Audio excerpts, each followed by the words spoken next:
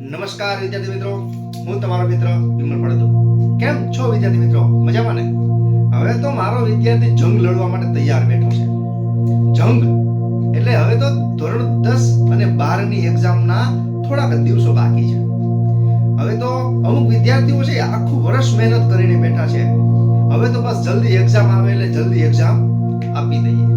પણ અમુક વિદ્યાર્થી એવાય છે કે ધોરણ 10 ને અને 12 ને ક્યારે સિરિયસ લીધું જ નથી. આખું વર્ષ ફોન, ટીવી, ધોરણ 10 અને 12 ને હવે ક્યારે સિરિયસ નથી લીધું. પણ હવે બીક લાગે છે કે હવે એક્ઝામ નજીક આવે છે. હવે શું કરશું, શું લખશું, હવે ટેન્શન છે. અને જે વિદ્યાર્થી મિત્રોએ આખું વર્ષ મહેનત કરી છે, આખું વર્ષ ધ્યાન દઈને ભણ્યા છે, એ વિદ્યાર્થીની બીક છે કે પેપર કેવું આવશે, હાર્ડ આવશે કે સહેલું આવશે. હવે એને બીક લાગે છે. તો હવે શું કરું? હું તમને એક નાનીકડી એવી વાત કરું મિત્રો, કે તમે જ્યારે કોઈ પણ વસ્તુ કરવા જાઓ, કોઈ પણ વસ્તુ તમે કરો, પણ તમે દિલમાંથી, મનમાંથી ડર કાઢીને કરશો તો તમારું રિઝલ્ટ 100% આવશે. કારણ કે તમારા ઘરે કોઈ નાનકડી વાત કરું કે ભાઈ તમારા ઘરે કઈક ફંક્શન હોય તો તમને કેટલો ઉત્સાહ હોય. અઠવાડિયા 10 દિવસથી આપણે તૈયારી કરતા હોઈએ. એ 10 દિવસનો થાકોડો છે, ફંક્શન છે, 2-4 દિવસ એમાં કાઢીએ છીએ, તેમ છતાં થાકોડો લાગતો નથી, મજા જ આવે છે ને, ઉત્સાહ જ આવે છે ને. તો પરીક્ષાને શું કામે બોજ બનાવો છો? ઉત્સવ બનાવો. પરીક્ષાને ઉત્સવ બનાવશો તો 100% તમને સફળતા મળશે. પણ પરીક્ષાને જો બોજ બનાવશો તો તમને સફળતા નહીં મળે મિત્રો. ઘણા એવા ટેલેન્ટેડ વિદ્યાર્થી છે કે જે પૂરા માર્ક લઈ આવે છે, પૂરા માર્ક લઈ આવવાની કેપેસિટી ધારણ કરે છે, એ પોતે લઈ આવશે જ. મને વિશ્વાસ છે કે લઈને આવશે. પણ શું થાય છે ખબર છે? જ્યારે એક્ઝામ દેવા આવે ને ત્યારે એટલી બીક હોય, એટલો ડર હોય, એના હાથ ધ્રુજતા હોય કે પેપરમાં શું આવશે, કેવો પ્રશ્ન આવશે. અને જ્યારે પેપર હાથમાં આવે ત્યારે જ ભૂલાઈ જાય છે. હવે મારે હું શું, મને આ તો આવડતો હતો અને ભૂલાઈ ગયો. તો શું, શેનો ડર? હે મિત્રો, શેનો ડર, શેનો છે? એક્ઝામ દેવી છે ને. અરે ભાઈ, મારો ભારત દેશનો વિદ્યાર્થી ક્યારે મેદાનમાં ઉતર્યા વગર ક્યારે હાર ન માને. મને વિશ્વાસ છે કે મારો ભારત દેશનો વિદ્યાર્થી મેદાનમાં ઉતર્યા પહેલા હથિયાર મૂકી દે. અરે જે થાય એ જોયું જાય. પણ એક વખત મેદાનમાં ઉતરો તો ખરા. આ વાત હું એને કહું છું કે જે ટેલેન્ટેડ વિદ્યાર્થી છે, જે પૂરા માર્ક લેવા માટે તત્પર છે, તૈયાર છે, એના માટે હું આ વાત કરું છું. અને હવે એવા વિદ્યાર્થીની મારે વાત કરવી છે કે આખું વર્ષ ક્યારે સિરિયસ જ નથી થયા, એને ક્યારે ચોપડી આઈડી જ નથી. તો હવે બીક લાગે છે, હવે નીંદર નથી આવતી. પરીક્ષા આવે છે, શું કરીશ, કેમ કરીશ, હવે તો શું લખીશ, હવે નીંદર નહીં આવે. કારણ કે જ્યારે તરસ લાગે ત્યારે કૂવો ખોદવા બેસીએ તો ક્યાંથી થાય. પણ મિત્રો, થોડાક દિવસો બાકી છે, 20 દિવસની વાર છે મિત્રો. તો હું એટલું જ કહીશ તમને કે હજી 20 દિવસ છે.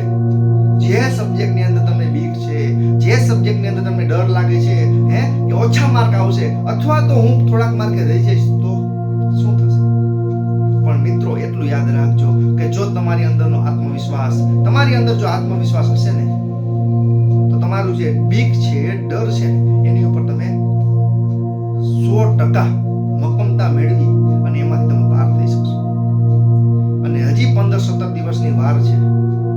તો જેને બીક છે ને એ વિદ્યાર્થી મિત્રો એટલી તનતોડ મહેનત કરો, એટલી તનતોડ મહેનત કરો કે હાળું ભગવાનને એમ થવું જોઈએ કે આની આંખ ઉઘડી પણ મોડી ઉઘડી પણ વાંધો નહીં, છોરું કચોરું થાય પણ માવતર કહો માવતર ના થવાય, આને ચાલુ દેવું તો પડશે જ. હજી 15 દિવસ છે. એક વખત ખાલી ટ્રાય કરો. અને જ્યારે વાંચવા બેસો ને તમારું મન ન લાગે ને ત્યારે વિચારજો કે મારી માં અને મારા પિતાએ કેવા સપના જોયા હશે.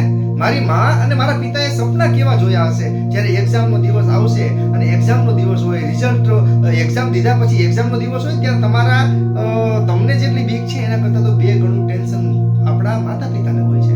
અને જ્યારે રિઝલ્ટનો દિવસ હોય ત્યારે આગલી રાતે આપણને નિંદર ન આવે અને આપણા માતા પિતાને ન આવે. પણ જ્યારે રિઝલ્ટ આવે ને, જો રિઝલ્ટ સારું હશે ને, તમારા માતા પિતાના મોઢા ઉપર ખુશી જોજો, તમારા મા બાપના મોઢા ઉપર ખુશી તો જોજો કે ભાઈ આહા, મારો દીકરો આટલા સારા માર્કે પાસ થઈને આવ્યો. અમુક વિદ્યાર્થી સાવ નબળો તો હોય જ નહીં. વિદ્યાર્થી ક્યારે નબળો હોતો જ નથી. આપણી તૈયારી થોડીક નબળી હોય છે, એની સામે રિઝલ્ટ થોડુંક નબળું આવે છે. ક્યારેક આપણા માતા પિતા એવું વિચારી બેઠા હોય કે મારું બાળક છે ને એ કદાચ એકાદા 2 માર્કે રહી જશે, પણ એ બાળક ખાલી એ એકાદા સબ્જેક્ટમાં રહી જવાને બદલે એ સારા માર્કે જો પાસ થઈને આવતો હોય, ખાલી પાસ થઈને આવે ને તો એને તમારા માતા પિતાના મોઢા ઉપર ખુશી કરો. અને એ ખુશી લઈ આવવા માટે મિત્રો ખાલી આપણી પાસે 15 થી 17 દિવસ છે, મહેનત કરી લો. એવી મહેનત કે આપણે આમ તન તોડ આમ દિલ દઈને આ એક વખત કરો અને પછી જુઓ રિઝલ્ટ. ભગવાનને આપવું જ પડશે. ઘણી વખત આપણે કહેતા હોઈએ છીએ કે મારા કિસ્મતમાં લખેલું હોય ને ક્યારે બદલે નહીં. બદલે. શું કામ ના બદલે? આપણા કામથી બદલે, આપણા કર્મથી બદલે. એક વખત બદલાવી જુઓ, એ 100% બદલે યાર. મારો વિદ્યાર્થી કોઈથી નબળો હોય જ નહીં, એની વિચારધારા નબળી હોય જ નહીં ક્યારે. આપણે ક્યારે વિચાર નબળો રાખવાનો જ નથી.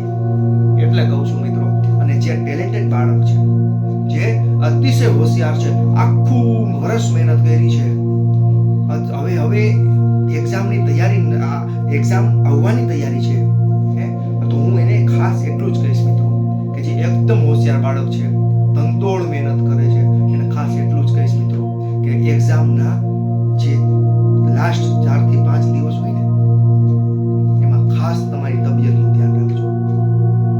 કારણ કે બધા એમ જ કહેશે છેલ્લા 4 દિવસ છે, છેલ્લા 5 દિવસ છે, વાંચી લે, તારે થાય એટલી મહેનત કરી લે, અરે ઉજાગરા કરી લે, અરે આમ કરી નાખ, તેમ કરી નાખ.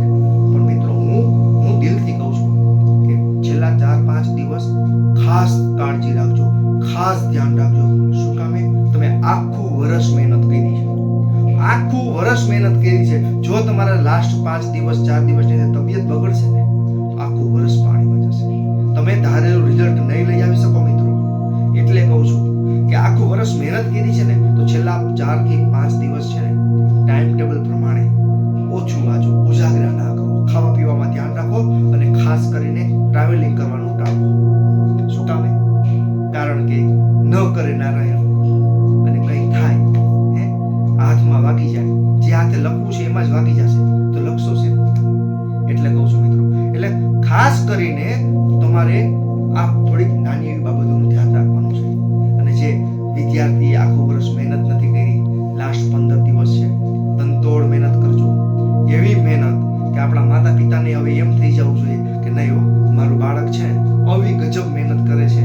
હવે તો મા બાપને એમ થઈ જવું જોઈએ કે નહીં, હવે તો જે રિઝલ્ટ આવે ને એ જોયું જશે. એટલે કહું છું. અને હા, ગીતાજીમાં બહુ સરસ કીધું છે કે કર્મ કરતો જા, ફળની ચિંતા નહીં કર. લાસ્ટ 15 દિવસ છે, કર્મ તો કરી લે, ફળ ઉપરવાળો આપશે.